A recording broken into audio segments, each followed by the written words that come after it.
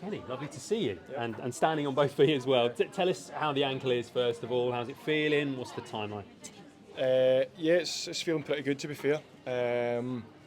That's 4 weeks tomorrow since I got the surgery, and I think the timescale was about 5 weeks return to training. So yeah, we're feeling good just now, and we'll just see how things go over the next week or so. What were you doing over the summer? Was this skateboarding or a new sport? No, to be fair, it was. I tried a couple of injections over the summer, which just didn't work. So that's the frustrating part, because if we went this way first time round, then I would be fit. But obviously, surgery is last resort, and the injections just didn't help. So it did put me back a few weeks. But when I came back to training, I didn't feel quite right. So I think something that we had to do instead of just letting it linger, and then me not being 100%, not showing the best version of myself. So right now I'm feeling good, so hopefully I can get back involved in the next couple of weeks. Never a good time to have any sort of injury, is there? Maybe if you'd had it done at the start of the summer, but actually when it happened, there could have been much worse times. Yeah, I think it could have been.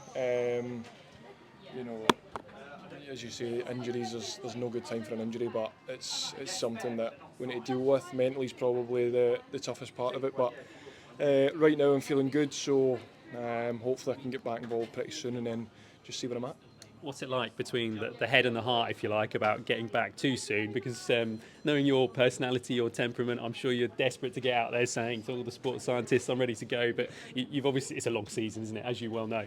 Yeah, as both head and heart are saying the same thing, to be honest. That's not split. I'm just doing as much as I can. And I've obviously got a lot of professionals who are very good at their job round about to help me with that. So they're putting me in a very good place. They've put me in very good shape, and I'll hopefully be back pretty soon, as good as I can be.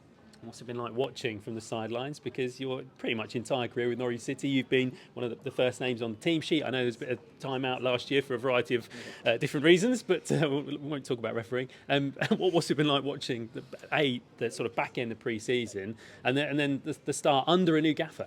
Yeah, that's been a difficult bit, because I mean, I don't think anybody's very good at watching the team.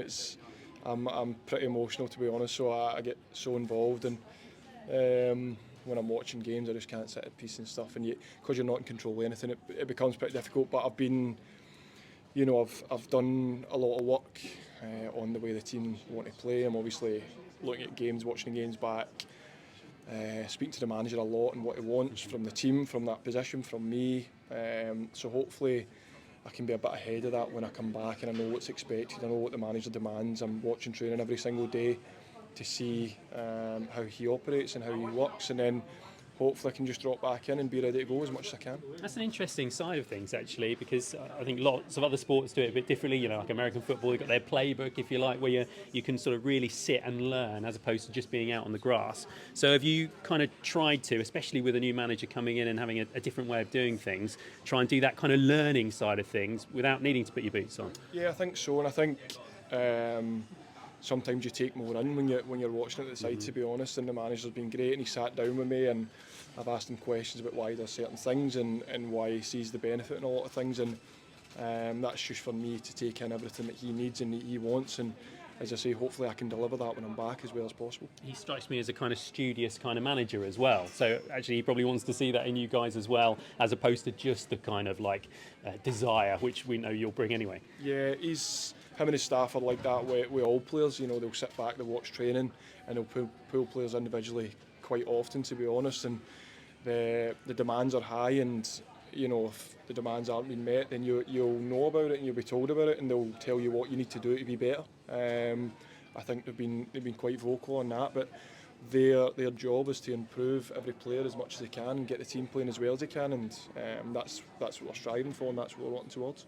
How does it feel going into this season? For the injury aside, I mean, the dressing room's changed a lot over the last few months, and actually over the last few years. You're the longest serving player from Norwich City in the current squad. Some of your old mates have gone as well. Grant Hanley moved on, a bit earlier, but officially kind of left in the summer, and a new sort of host of youngsters have come in. What's the vibe like? What's the feeling like, especially from your point of view?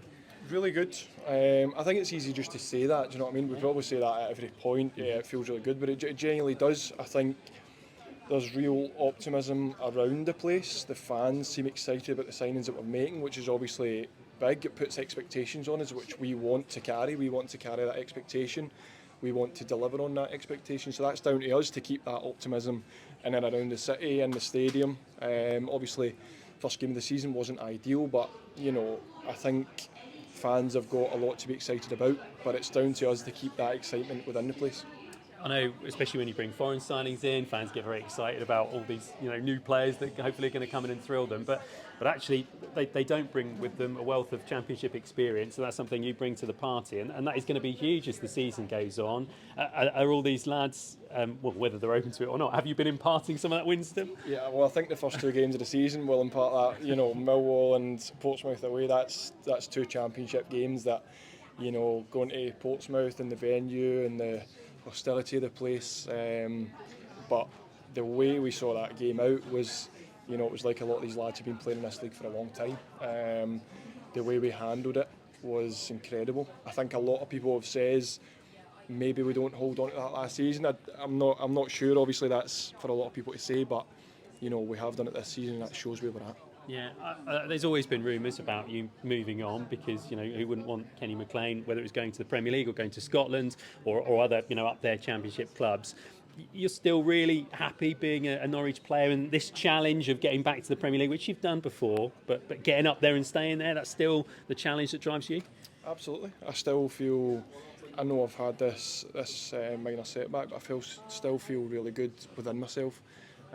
Even being 33, I think the age comes into it a lot nowadays, and as soon as people probably get over 30, everybody will think they're on their way down or whatever, and that's fine for people to think that, but I generally feel very well within myself, and I think I can still contribute a lot to the team, to the club, and I think that's what people still see from me. If I was ever an inconvenience to anybody within the football club or the manager, then I'm sure I would be first to know. Thankfully, that's not been the conversations that I've been having, and they've all been positive. So even in the stage that I'm at right now, I'm still trying to help the lads as much as I can, not being out on the pitch, and still try and have an influence around the place. And I think I'm managing to do that as well as I can. And as I say, hopefully the influence will be back on the pitch soon. Yeah, absolutely. And as far as Scotland aspirations are concerned, still you've been in and around the squad for as long as I can remember, and no reason why you shouldn't continue to do that. No, again, I think that's the situation when you get older. People say, is the break better? Is the caps better? Listen, the pinnacle is always playing for your country, and that's just where it's at. I was fortunate enough to get my 50th cap in March, and we're starting the World Cup qualifiers in a couple of weeks, so that's something that I'm obviously desperate to get fit for as well. So I want to put myself in contention for that. So yeah, we've got massive games coming up for the country, and I want to be involved. Kenny, good to speak to you. I wanted to ask you about sort of the midfield competition, because obviously we know the quality that Nacho and Jacob bring. Obviously Mirko Topic has come in this summer as well. So what do you make of that competition you've now got when you come back from injury? I think it's always the same, and it's always what everybody says, that the competition brings the best out in each other, and I think that will be the situation. Nobody can get comfortable within a position because there is so much quality there. It can be a case of 1 or 2 not even bad games, but maybe coming off at 5%, and the manager will notice things like this, and if players aren't playing, the manager's going to tell them why they're not playing and what they need to do to play. So when he's doing that, it's pushing lads who are ahead to stay and keep the jersey. I think there's different profiles that can suit different games. So again, it's something that I'm sure the manager will look at. But always pick the best option for the game that's coming up. And as I say, we've got a lot of quality in that position, a lot of options, and it's I'm sure the manager will pick the best ones going into each week. What sort of role do you see yourself playing? Because we've probably seen you in a slightly more attacking role, more defensive. Obviously, you've got Mirko in there, who's probably played the more defensive role. Nacho is the ball player. So, sort of, which do you prefer, and which do you think is your strength? Wherever I'm told, really. I think I've been pretty dynamic over my Norwich career, whether I play a bit higher or not. Obviously, last couple of years have been a bit deeper, and right now we're playing the 2 in there with the 2 10s, if you like. So I guess it's one of the 2 in there, because it's like a flat 2. I know you'll have Nacho, who likes to get forward and go and create stuff as well, and Jacob will like to control a game with the ball. Mirko's obviously got a bit of everything. Defensively, he'll break the game up, but also very good going forward. So again, it's so much different profile, and I want to help these lads continue to develop their career because they're still young and still developing. But I also think I can play my part and contribute a lot to the team.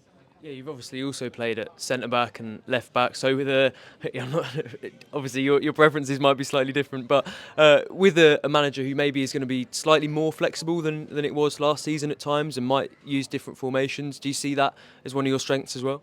I think so. I think the last few managers that have been here have obviously used me in that centre back role. It seems to be something that a lot of players do when they get that little bit older. I think I've still got a little bit in the legs that can handle the midfield work. But listen, if that's what I need to do, I'm very comfortable doing it. If that's what the manager asks on me, demands on me, then I'm going to take that on and do as much as I can for the team, because that's the main thing. What suits the team best, and the manager will choose what suits the team best, and then it's up to us to deliver that. And obviously Josh Sargent's taken on the armband in your absence. Has he asked you for any sort of advice on that? I think Josh has carried that very well.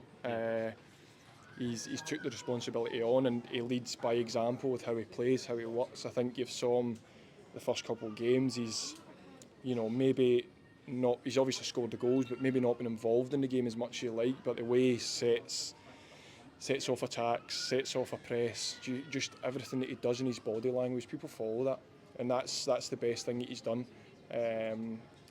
Listen, we're fortunate that we have, I see debate about us having the best striker in the league, but I think he is the best player in the league in my opinion, so we're very fortunate. And to have him leading the lads just now is obviously easy for the lads to follow, because when you've got the best player working as hard as he does, then nobody can come off at a yard. And in terms of your own sort of leadership style, do you see it as a bit of both in terms of leading by example, having a word in the changing room as well? Yeah, I think so. I think that's always going to be the case. I think I've always been like that. Probably, speak out of turn too much in the changing room, but I think it's about realising who needs what, and I think that's the thing about leadership. You can come in and have a go sometimes, but sometimes you need to put an arm around people and stuff as well. And but we've got a lot of players who know what's expected, know what the demands are. So it's not this pre-season, these first couple of games, not there's never any finger pointing or calling people out or anything. It's just about putting demands on each other, and as I say, that expectation that's there from the fans is there from us within the changing room, and we just need to meet them. And promotion is the goal for this season, and which obviously you've done before, but you were also there last season when it was a 13th place finish, and a lot of people would say the gap is quite big. But as somebody who's seen both sides, what do you think is the difference, and how can you make that up as a team this season? Consistency, really. I think that was the big thing last season. Obviously, we showed glimpses of being very good and being a very good football team, but that was 20 minutes, half an hour of games, which isn't enough in this division, and we know that. Even the first couple of games, I think we've played well for maybe up to 60 minutes, and one game it was enough. The Millwall game wasn't enough, so it's just about that consistency throughout the season. And being more efficient. I think efficiency is going to be massive for us this season, because it looked last season like we controlled a lot of games and we didn't get the results. I think this season we'll be a lot more efficient. We'll be making teams defend a lot more, and not having maybe the ball in front of them as much. So listen, as I say, the expectations there from the fans, the expectations there from everybody around the club within the changing room. And it's up to us to meet that, because that's where we want to be. There's no hiding that. In fact, I don't know if I should really be saying stuff like this. I don't know what everybody else is saying out in the media and stuff, but I want to move leagues, and I want to go up. I want to progress as a club, as a team, as an individual. That's what everybody wants for themselves. Yeah, I suppose you spoke about this stage of your career, and even if you're not slowing down physically, do you kind of look at things and say, you might not have many years left in the Premier League, so you want to get there as quickly as possible so you can get as many games as you can at the top level? Yeah, of course. That's obviously from like a personal and a selfish point of view. You want to play as high as you can, there's no doubt about that. And yes, my years are probably running out, so I'm want to work harder than ever to get to where we want to be again, and that's where this football club should be, and I want to help the club as much as I can while I can. to do that, because that's what it's all about. It's all about the club, it's all about the team, but obviously personally that's where you want to be, and that's why we've brought in the profile player that we have, the type of players we have, the characters that we have, because we think we're putting together something pretty good that can be there. Yeah, just finally, as you said, you're 33, but you don't really show any signs of slowing down in terms of how you play. What's your secret? Oh, I don't know, but it's definitely like the two kids that I chase around and keep me up late. No, listen, we've got a facility at Colney. I'm sure that everybody's seen or heard of that is, it's Premier League standard. It's already there. You've got everything to be looking after yourself. We've got sports science team, medical staff. We've got the best chefs. So it's hard in a way not to look after yourself now with the facility that we've got at our disposal. It's just about using that to your advantage, and I have been. We've got everything in there. As I say, I've just mentioned just a few that help us on a daily basis, but we've got everything there. As I say, everything on that side of things is Premier League, to be honest, the staff, the facility and stuff, so it's up to us to take the club there.